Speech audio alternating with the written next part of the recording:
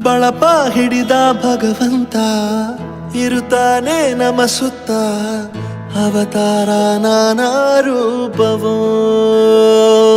ನಮ್ಮೆಲ್ಲ ಹಣೆ ಬರಹ ತಿದ್ದಿ ಬರೆಯಲು ಕತ್ತಲೆಯಿಂದ ಬಂತ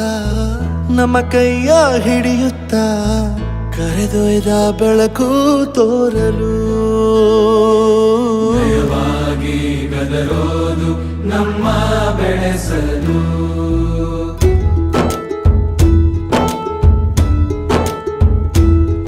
ಭಾಷೆ ಅಮೃತ ಕುಡಿಸೋ ತಾಯಾಗಿ ಭಾಷೆ ಅಮೃತ ಕುಡಿಸೋ ತಾಯಾಗಿ ಭವಿಷ್ಯ